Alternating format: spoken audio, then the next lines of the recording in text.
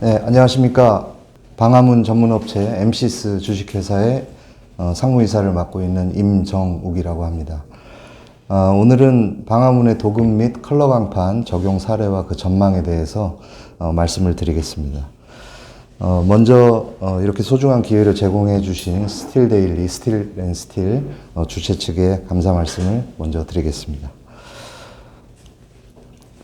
말씀드릴 순서는 저희 회사, 제가 속한 회사 소개를 간단히 드리고, 그리고 저희의 주 업종인 방화문에 대해서 기초적인 정보를 소개를 해드린 다음에 방화문 시장의 규모와 현황, 그리고 방화문용 소재의 수요와 전망에 대해서 말씀을 드리고 마치도록 하겠습니다.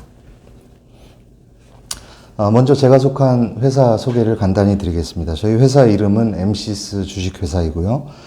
지난 2003년 7월에 설립된 회사입니다. 남기원 대표님을 모시고 있고, 본사는 경기도 광명에 소재를 하고 있고, 공장은 경기도 평택, 포승에 소재를 하고 있습니다. 저희 회사는 전문 건설업 면허를 소지를 하고 있고요. 금속구조물 창호공사업 이렇게 되어 있습니다. 그래서 주 생산 품목은 방화문을 비롯해서 방화문이 아닌 금속으로 스틸로 제조되고 건축물에 설치되는 각종 자재들, 금속공사를 수행을 하고 있습니다. 저희 회사 규모는 그렇게 크지 않은데요. 연간 수주를 작년 기준으로 115억 수주를 했고, 그 다음에 매출은 80억 정도를 하고 있습니다. 주로 롯데건설, 금호산업, 한신공영, 신동아건설, 그 다음에 모아, 미래도건설 이렇게 5개 회사를 주 거래선으로 삼고 있습니다. 이렇게 간단하게 저희 회사 소개를 마치고 본격적으로 방화문에 대해서 설명을 드리겠습니다.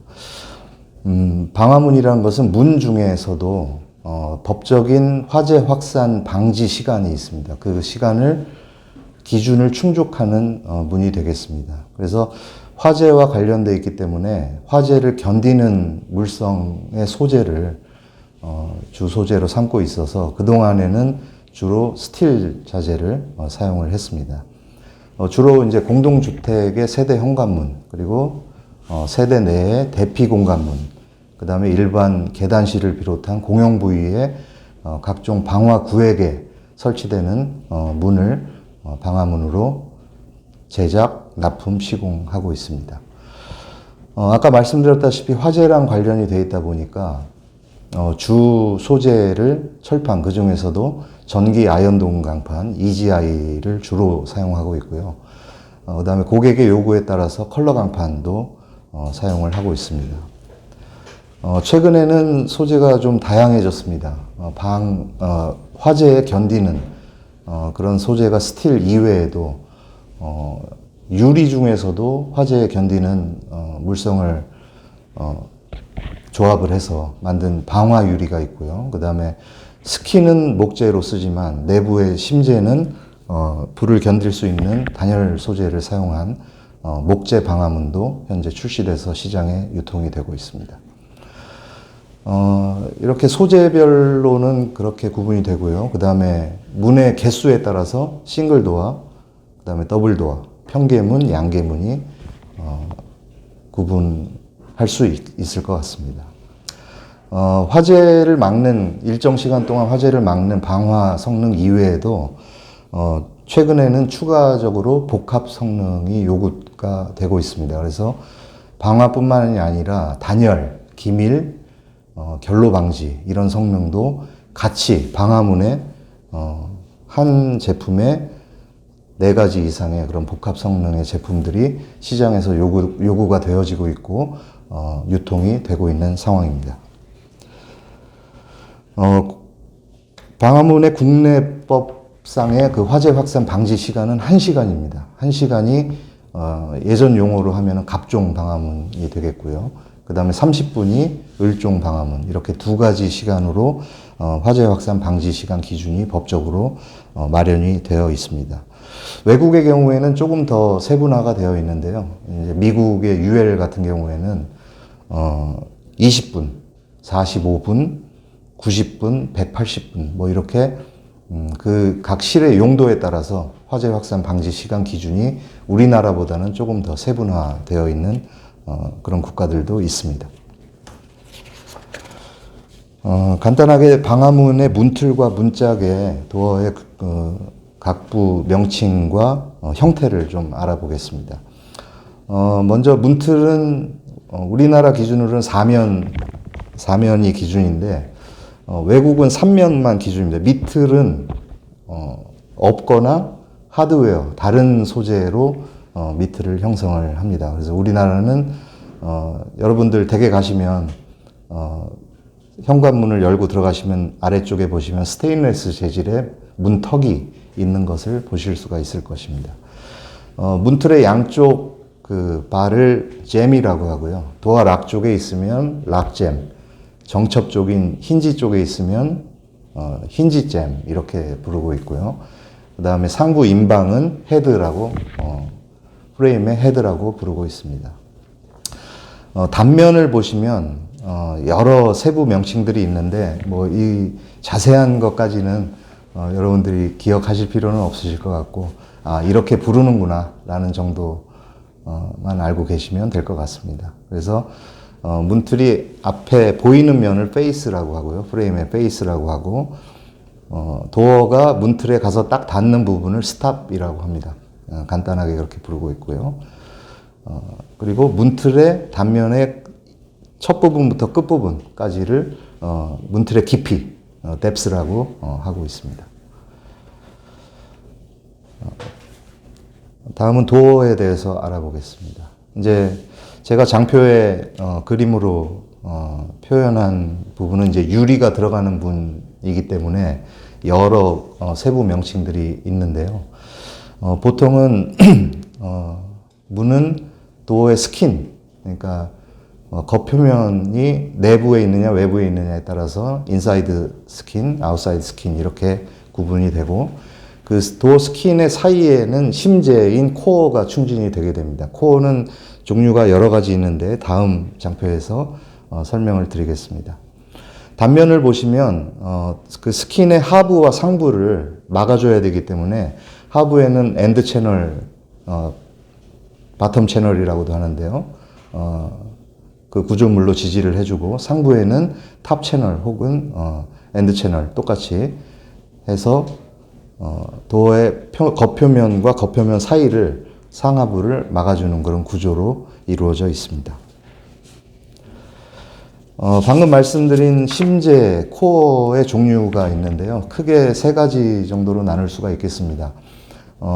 보통 일반 문에 사용되는 페이퍼 하니컴이 있고요. 그리고 단열문에 사용되는 미네랄 울이 있습니다. 그리고 국내에서는 잘 사용하지 않는 구조인데 스틸 보강재를 넣어서 좀 견고성을, 내구성을 더 확보할 수 있는 스틸 스티플러 구조가 또 있을 수 있습니다.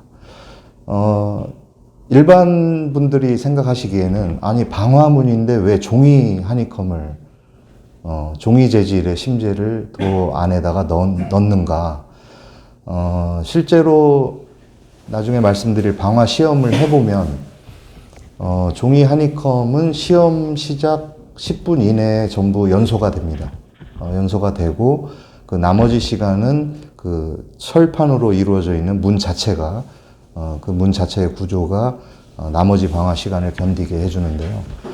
심지어 하니컴을 넣는 이유는 종이라는 그 소재 자체의 내구성이나 견고성은 많이 떨어지지만 하니컴 구조로 했을 때 펼쳐서 받는 그 강도가 일반 석재보다 훨씬 더 강합니다. 그래서 도어를 형성시켜 놨을 때 문을 열고 닫을 때 발생하는 소음이라든지 아무것도 들어가 있지 않아서 하울링 현상이 발생해서 소음이 발생할 수 있는 것들을 막아주는 그런 역할도 하고요. 하니컴의 각 셀의 공기층이 일정 부분의 단열 효과도 가져오는 것으로 확인이 되고 있습니다. 그래서 예전부터 일반 문의 그 페이퍼 하니컴을 충진하는 것이 업계에서는 일반적으로 사용되고 있는 그런 방법입니다. 그 밑에 그림들, 여러 가지 그림들이 있는데요. 도어와 프레임은 그 문틀과 문짝 그 자체로만 작동하지 않습니다. 여러분들이 아시는 도어 락, 손잡이, 그 다음에 정첩, 그 다음에 문이 열렸을 때 다시 닫혀지게 만들어주는 도어 클로저 같은 그런 하드웨어들이라고 부르는데요. 이런 하드웨어들이 문틀과 문짝에 부착이 되어야만 문이 열리고 닫히는 그런 작동을 원활하게 해줄 수가 있습니다.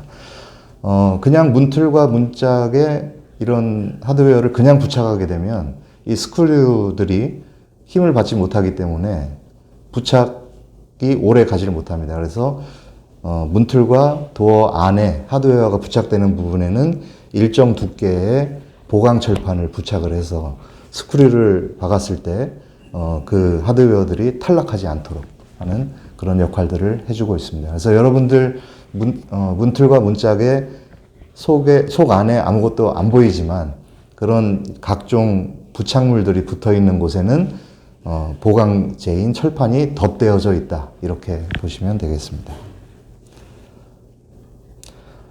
네, 이렇게 하드웨어 종류가 많습니다. 이 사진들을 보시면 여러분들이 자주 보셨던 제품들도 있을 거고 처음 보시는 그런 제품들도 있을 텐데요.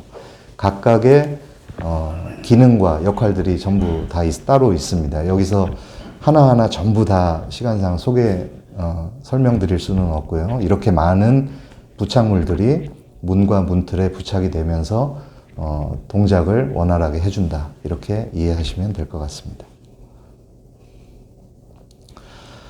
구체적으로 가장 많이 사용되는 하드웨어들 사진을 제가 준비를 해봤는데요. 먼저 정첩입니다. 정첩은 종류가 여러 가지가 있습니다. 여러분들이 보시는 대로 나비 정첩이라고 하는 그 버터플라이 힌지가 외국에서는 거의 대부분의 문에 사용되고 있고요. 국내에는 공동주택 이외의 건축공사 건물들에 주로 사용이 되고 있습니다.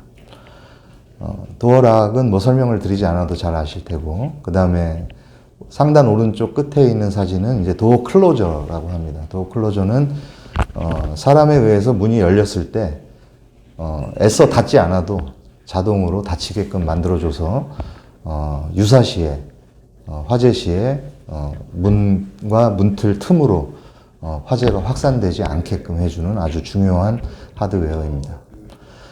아래쪽에 보이시는 거는 도어락의 핸들 부분이고요. 그 다음에 도어 스탑이 있는데 벽에 부착을 해서 문이 열렸을 때 벽하고 충격되지 않도록 충격 때문에 벽이 손상되거나 도어가 손상되지 않도록 하는 월 타입의 도어 스탑이 있고요. 그 다음에 바닥에도 설치를 해서 벽과의 충격을 방지해주는 플로어 타입의 도어 스탑이 있습니다. 참고로 말씀드릴 거 한 가지는 여러분들 대개 주로 사용하고 계시는 그 문 하단부에 말발굽처럼 생긴 제품이 있는데요. 이제 그 제품을 우리나라에서는 도어 스탑이라고 부르는데 정확한 명칭은 도어 홀더입니다. 문이 열렸을 때 열린 상태로 잡아주는 기능을 하는 도어 홀더고요. 그 도어 홀더를 방화문에 부착하는 것은 불법입니다. 문이 열렸을 때 자동으로 닫히게 하는 것을 방해하기 때문에 그 도어 홀더를 방화문에 부착하는 것은 불법이다라는 점을 말씀드리겠습니다.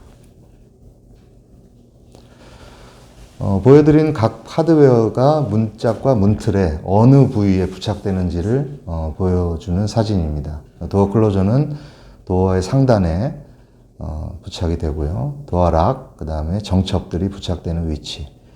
그리고 맨 밑에는 트레스홀드라고 적혀 있는데요. 이것이 이제 외국에서 이야기하는 문턱입니다. 주로 이제 알루미늄 소재의 문턱을 외국에서는 사용을 하고 있습니다. 국내에서는 스테인리스 스틸 소재로 문틀과 일체형으로 사면을 조립해서 사용하고 있습니다. 다음으로 소개할 내용은 조금 딱딱한 내용인데요. 법입니다. 법.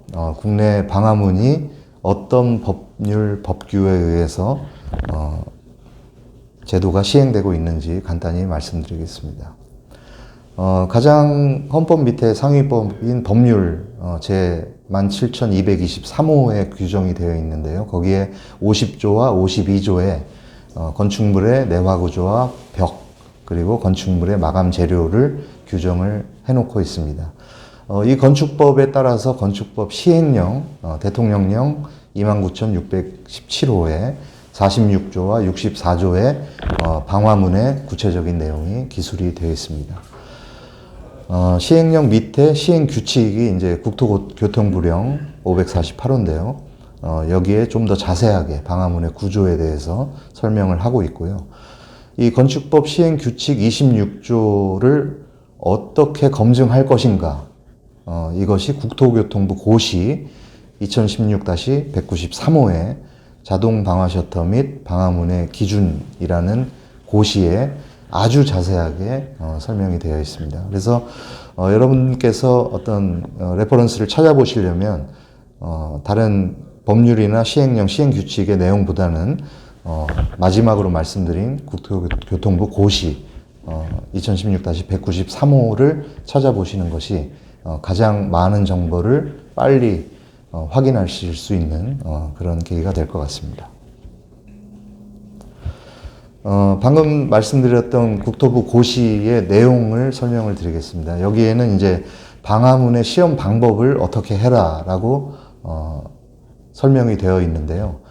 방화문의 시험 방법은 한국표준협회의 KS 규정에 의해서 시험을 하도록 되어 있습니다.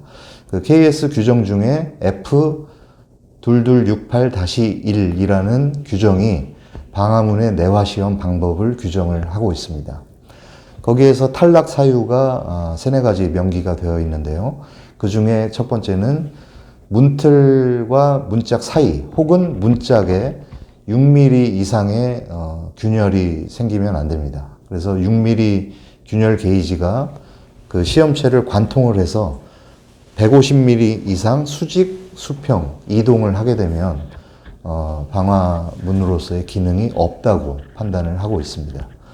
그리고 25mm 균열 게이지가 시험체를 아예 관통을 하는 것도 시험 탈락 사유 중에 하나고요. 그 다음에 균열 게이지 이외에 이면에 10초 이상, 그러니까 시험할 때 보면은 아래 사진에도 확인할 수 있지만 가열로에 문틀과 문짝을 설치해 놓고 강제로 불을 뗍니다. 1시간 동안 불을 떼서 거기서 가열로 바깥으로 화염이 10초 이상 어느 틈에서든 발생을 하게 되면 방화문으로서의 기능이 없다고 인정되어서 시험에 탈락을 하게 되겠습니다.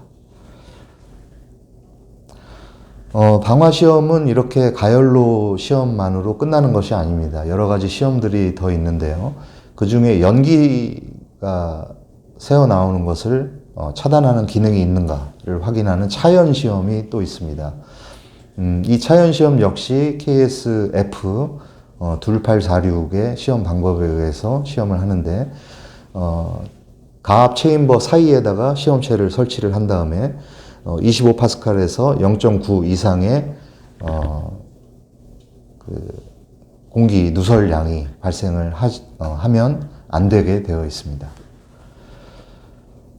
그리고 문 기본의 그 본연의 성능, 문이 비틀렸을 때 다시 돌아오는 상태라든지, 그 다음에 상부에서 힘이 받았을 때 처지는 그런 상태라든지, 그 다음에 여러 번 열고 닫았을 때의 변형량이라든지, 그다음에 어떤 충격물이 충격을 했을 때 변하는 변형량이라든지 하는 것들을 시험을 하는 항목들이 추가로 되어 있습니다. 그래서 방화문으로서의 성능은 일단 1시간 동안 그 화재 확산 방지 기능을 확인하고 연기 차단, 그 다음에 여러 가지 물리력 테스트, 이렇게 복합적인 시험으로 성능을 확인하고 그것으로 성적서가 발급된 제품만이 법적인 구속력을 갖는 제품으로 시장에 유통되고 설치될 수 있다라는 점을 말씀을 드리겠습니다. 아까 잠깐 말씀드렸던 그 추가 성능 시험들이 있는데요. 현재 국내 공동주택용 방화문은 방화문으로서의 기능만 요구를 하고 있지 않습니다. 단열과 기밀 성능 그리고 결로 방지 성능을 같이 확보한 제품을 세대 현관문이나 대피 공간 방화문에 채용을 하고 있고요. 이 중에서 특히 대피 공간문은 차열 성능, 열 전도, 일정 부분의 전도 성능까지 확보를 해야만이 법적인 제품으로 사용을 할 수가 있습니다. 그래서 아까 말씀드렸던 시험, 열과는 관계없는 화염만을 측정하는 그 시험을 하면서 열 전도가 얼마 정도까지 되는지를 확인하는 차열 시험을 대피 공간 방화문에는 적용하고 있다. 이런 말씀을 드리겠습니다. 기준은 문틀은 30분 동안, 비차열 시험은 1시간을 하지만 차열 시험은 30분간 하는데요. 30분 동안 일정 그 온도가 넘어가지 않으면 합격이 되게 되겠습니다. 그래서 도어의 개별 지점은 180K, 그 전체 평균은 140K 이내가 나와야 되고 문틀은 360K 이하면 적합한 제품으로 판정을 받습니다. 단열 기밀 결로 방지 성능은 역시 그 다른 KS 규정에 의해서 시험을 보게 되어 있는데요. 국토부 고시 2014-449호에 그 시험 방법이 기재가 되어 있습니다. 그래서 단열은 열관류율이 1.8 혹은 1.4 이하여야 되고 통기량은 2등급 이하가 적합품으로 되어 있습니다. 그래서 결로 시험은 지역별로 온도 저하율 값을 지역별로 적용한 기준을 적용하고 있는데요. 우리나라는 1지역, 2지역, 3지역 그래서 그 남부지방, 중부지방, 그 다음에 그 이상의 혹한지를 기준으로 나누고 있습니다. 그래서 각각의 온도 저하율 값을 적용한 결로 방지 시험을 실시를 해서 거기에 적합한 제품이 법적으로 유통이 가능하도록 되어 있습니다. 이런 성능들 이외에 최근에 또 이슈가 되었던 것이 이제 침입 방지 기능인데요. 방범 기능이 추가가 되어서 최근에 국토부고시에 2019년 394호에 고시가 되어서 범죄 예방 건축 기준이 마련이 되었습니다. 그래서 문과 창과 셔터의 침입 저항 시험 방법에 의해서 시험을 보고 합격한 제품이 공동주택이나 일반 주택에 사용되도록 하고 있습니다. 기타 해외 방화문 인증 시험 기준들인데요.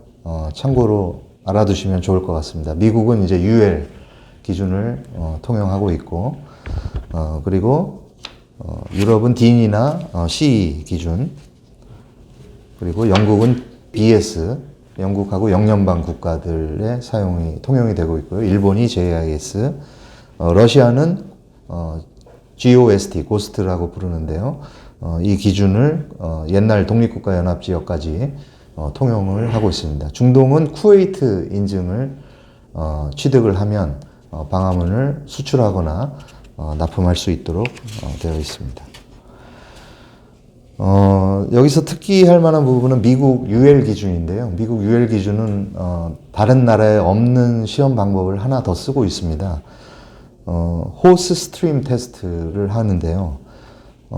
가열된 상태, 시험이 끝난 문에 소방호스로 물을 뿌립니다. 물을 뿌려서 6m 거리에서 16초간 소방호스로 물을 뿌려서 그 문이 파손이 없어야 됩니다. 이제 그런 기준이 추가적으로 UL에는 적용이 되고 있다라는 점을 기억하시면 좋을 것 같습니다.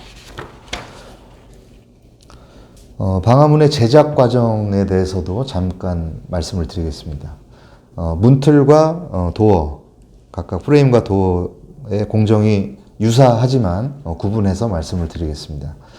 문틀을 제작을 할 때는 먼저 쉐링 머신을 이용해서 원자재를 절단을 하는 공정이 있고요. 그 다음에 절단된 제품을 펀칭 머신을 이용해서 가공하는 공정을 거치게 됩니다. 이렇게 절단과 가공이 끝난 반제품은 절곡하고 조립하는 과정을 거쳐서 여러분들이 보시는 사면 문틀이 제작이 되게 되겠습니다. 도어도 대동소이한데요. 추가되는 공정이 하나가 더 있습니다. 도어는 펀칭 머신을 이용해서 절단된 원자재를 가공을 하고 그 다음에 롤 포밍이나 그 다음에 절곡을 통해서 문짝의 모양을 형성을 합니다. 그 다음에 반제품으로 나온 제품을 아까 말씀드린 여러 가지 심재를 도어 스킨 사이에 부착을 해서 핫프레스 같은 곳에 집어넣어서 접착제가 잘 발포가 돼서 심재가 도어 스킨 내부에서 유동되지 않도록 그렇게 조립을 하는 공정을 추가로 갖도록 되겠습니다. 완성돼서 나온 도어는 분체 도장 공정을 거쳐서 색상을 구현해서 출고를 시키게 되겠습니다. 컬러 프린트 강판을 사용할 경우에는 후 도장이 아니라 이미 철판에 여러 가지 패턴이 인쇄된 그런 제품을 사용하기 때문에 도장이 완료된 상태의 원자재로 도어를 제작하고 후 도장은 없다. 이렇게 EGI 철판을 사용한 도어 제작 방식과 도장이 후 도장이냐 원자재에 먼저 도장이 되어 있느냐 하는 그 차이점이 있다는 부분을 말씀드리겠습니다. 이렇게 제작 과정을 거친 문틀과 도어는 현장에 나가서 시공을 하게 됩니다. 시공은 골조 구조체에 앵커 작업을 먼저 한 다음에 문틀을 가설해 놓고 수직과 수평의 상태를 확인한 다음에 그 상태 그대로 선 시공한 앵커와 용접을 통해서 고정을 시킵니다. 이렇게 고정된 문틀이 설치가 완료가 되면 후속 공정들이 계속 따라 붙게 되겠죠. 벽체 마감을 하고 바닥 마감을 하고 천정 마감을 하고 그 다음에 도어가 설치가 되겠습니다. 사실 방화문의 설치의 거의 80% 이상은 문틀의 시공이라고 보셔도 과언이 아닙니다. 문틀의 수직 수평이 도어의 수직 수평을 좌우하기 때문에 문의 개폐가 원활하게 이루어지려면 문틀의 수직 수평이 가장 중요한 시공 포인트가 된다고 할 수 있겠습니다.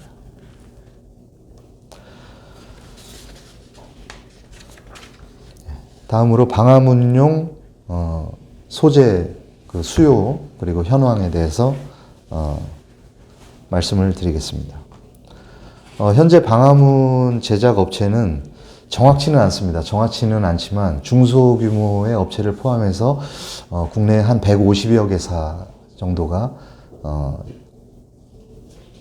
영업하고 있는 것으로 추정을 하고 있습니다. 시장 규모는 약 7천억 정도에서 1조 원 내외로 추산을 하고 있고요. 이 중에서 쏠림 현상이 조금 심한데요. 상위 10개사, 10개 회사의 평균 매출이 회사별로 편차는 있겠습니다만은 약 500억 원에서 1000억 원 내외 정도로 추정이 되고 있습니다.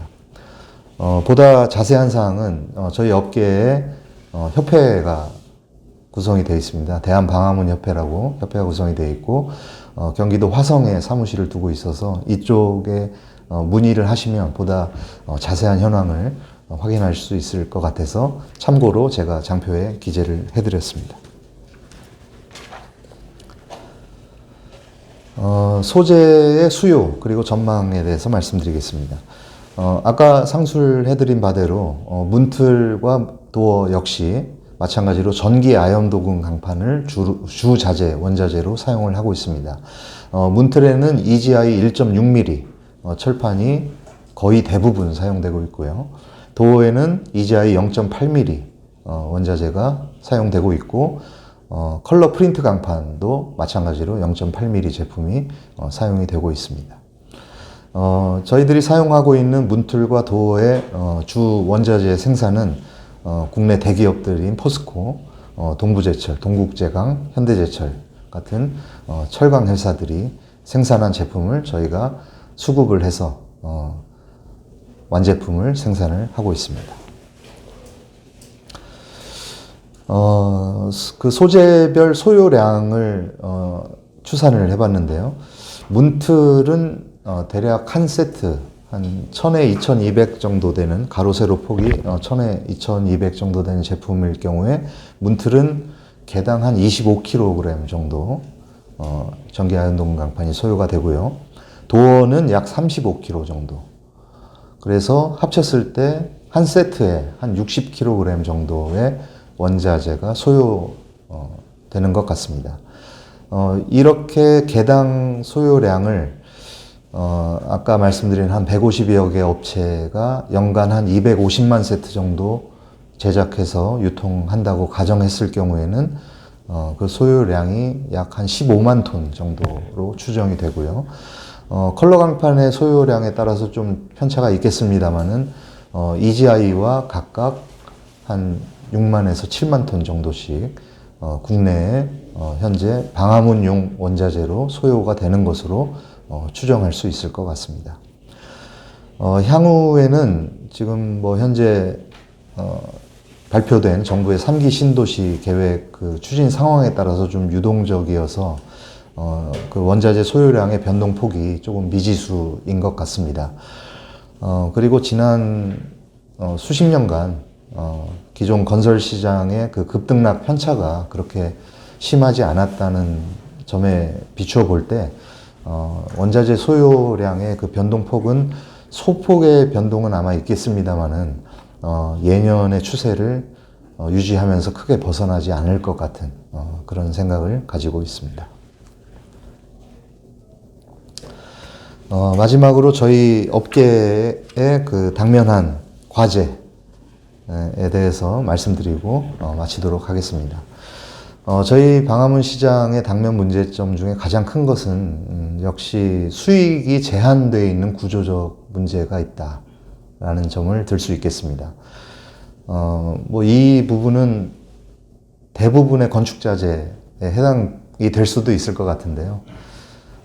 저희는 아까 말씀드렸던 원자재의 생산 업체가 국내 대기업이다 보니까 대기업이 생산한 소재를 구매해서 중소기업들인 저희 방화문 업체에서 제조를 한 다음에 다시 대기업 건설회사에 납품하는 그런 구조를 가지고 있습니다. 그래서 원자재에 대한 가격 결정권이 없고, 그리고 건설회사에 납품할 때 또 최저가 낙찰 제도라는 제도를 통해서 납품을 하다 보니까 가격에 대한 그 수익이 굉장히 제한되어 있는 그런 구조적인 문제가 있습니다. 그리고 그 건설 시장 규모의 축소와 확대에 따라서 업계 내부에서도 좀 경쟁 회사들 간의 출혈 경쟁이 심해지고 있는 그런 상황도 발생을 해서 건설 시장이 축소가 되면서 원자재가가 상승되는 그런 형태의 시장에서는 아주 직격탄을 맞을 수밖에 없는 그런 구조를 가지고 있습니다. 두 번째는 아까 말씀드렸던 방화문의 여러 가지 성능들이 있는데 한 가지 제품에 다중 복합 성능이 요구가 되고 있다. 이것이 또 한 가지의 문제점입니다. 아까 말씀드렸던 대로 박내화 성능 이외에도 단열 성능과 기밀 성능, 결로 방지 성능, 차열 성능, 침입 방지 성능 이런 것들이 같이 한 제품에 요구가 되다 보니까 제조 원가의 상승 압박이 되는 그런 요인으로 작용하고 있는 것이 현실입니다.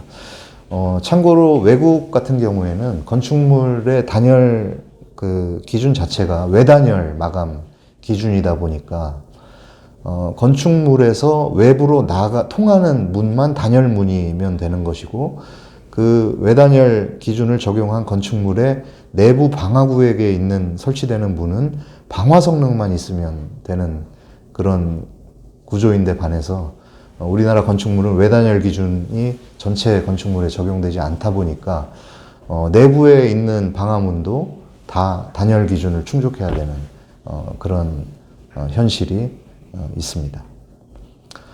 마지막으로 올해 8월에 국토부 고시가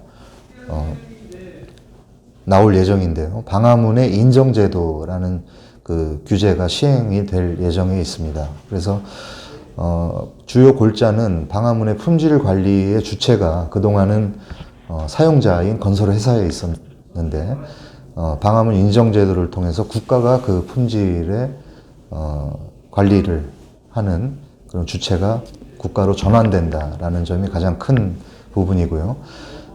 품질 관리 사항을 만약에 위반했다가 적발될 경우에 아주 강력한 처벌 규정이 현재 예상이 되고 있습니다. 그래서 전례 없는 그런 규제가 시행될 예정이기 때문에 저희 업계에서도 바짝 긴장을 하고 있고 그 제도 시행에 준비를 철저하게 현재 진행을 하고 있는 그런 상황입니다. 이렇게 문제점, 당면 과제 이런 문제점들이 한 세네 가지 정도 있는데요. 저희 업계에서 볼 때는 위기와 기회가 공존하고 있다. 이렇게 판단을 하고 있습니다. 그래서 방화문 인정제도가 올 8월에 시행되면서 받을 시장과 업계의 충격에 충분히 대비를 하고 그리고 앞으로 친환경 주택 정책의 확대에 따라서 제로하우스나 패시브하우스가 이제 공동주택에 적용될 날이 얼마 멀지 않았고 이미 적용이 돼가고 있습니다. 그래서 초고기밀 단열 방화문의 그런 신제품의 수요가 점차 확대될 것으로 예상을 하고 있습니다.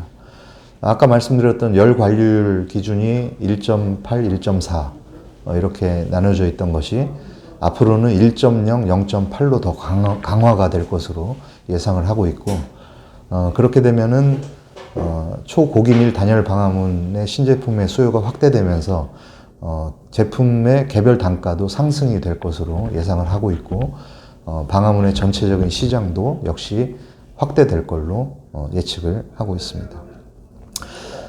이러한 제품을 생산하기 위해서는 기존의 그 인력 위주의 그런 공장 생산 설비에서 벗어나서 최첨단 설비 투자가 이제는 더 이상 미룰 수 없는 그런 상황이 된 것 같습니다.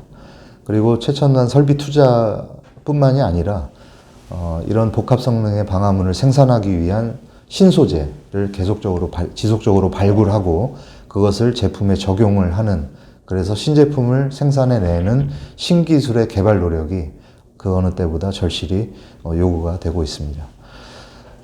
마찬가지로 설비를 투자하고 신소재를 발굴해서 신제품을 시장에 내놓는 그런 신기술 개발 노력 이외에도 생산 제조 원가 절감 노력은 역시 병행되어야 되겠다라는 것이 저희 업계의 평가입니다. 두서 없고 부족한 내용이지만 경청해 주셔서 감사합니다. 부족한 자료지만 여기 명기해드린 메일로 요청을 주시면 자료를 제가 필요하신 분들께는 메일로 전달을 해드리도록 하겠습니다. 경청해 주셔서 고맙습니다. 이제 뭐 대기업 철강회사에서 직판하지 않으니까 이제 그 철강 대리점들을 통해서 구매를 하고 있습니다. 거기까지는 저희가 파악을 못 하고 있고요.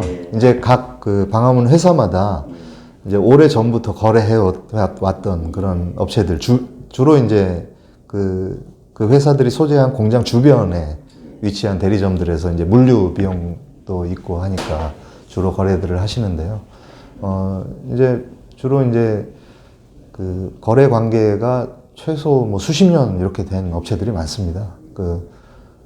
철강 대리점들이 물론 기존의 그 거래 업체별로 할당된 쿼터를 대주는 그런 역할들을 하고 있고요.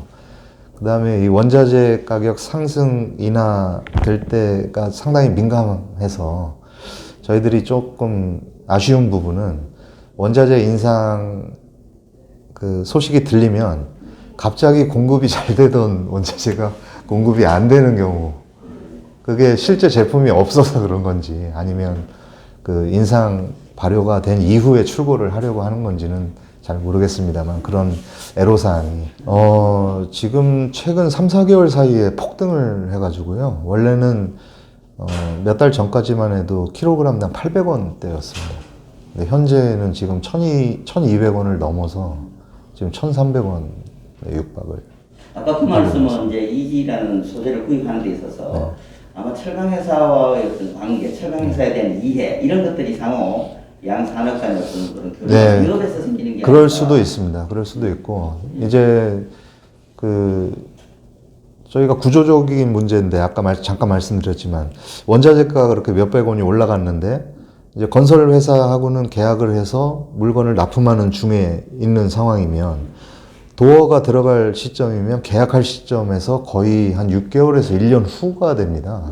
이제 그러다 보니까 이 변동폭을 어떻게 리커버리 할 수 있는 방법이 사실상 좀 없는 상태고요. LH공사 같은 경우는 그나마 이제 물가 연동을 해서 에스컬레이션을 해주는 경우가 있지만 이제 민간 건설 현장에서는 거의 불가능하다 보니까 그 손실이 고스란히 업체에 전가되는 그런 좀 어려움이 있습니다. 일단 방화문 지금 우리나라는 그 제조와 설치가 분리가 되어 있지 않습니다. 이게 이제 전문 건설업 면허에 같이 묶여 있다 보니까 이 전문 건설업 면허를 취득하지 않고서는 방화문을 일반 판매밖에는 할 수가 없습니다. 그러면 이제 시장이 굉장히 제한적이다 보니까 이제 공동주택 시장이라든지 건축 시장에는 진출을 할 수 없는 상황이 되는 거고요.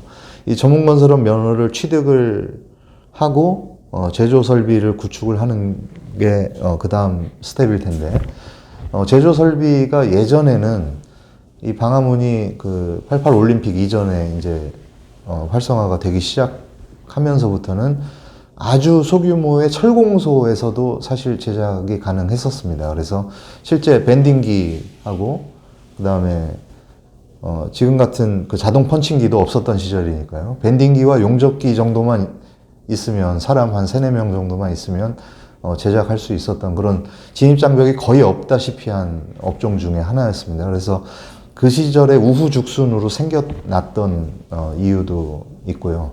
최근에는 이런 여러 가지 복합 성능들이 요구되면서 그 시절보다는 훨씬 더 정밀하게 제작을 해야 되는 그런 상황이 되다 보니까 일정 수준 이상의 제조 설비가 필수적이 되었습니다. 그래서 최근에 자동 생산 설비 같은 경우에는 신품일 경우에는 거의 한 50억 원 정도의 투자가, 초기 투자가 그렇게 필요한 그런 업종이 되어서 뭐 50억이라는 돈이 뭐 크면 크고 작으면 작은 돈이겠지만 그렇게 뭐 쉽게 접근할 수 있는 그런 업종은 아닌 업종으로 점점 더 이렇게 변해가고 있는 추세라고 보시면 됩니다.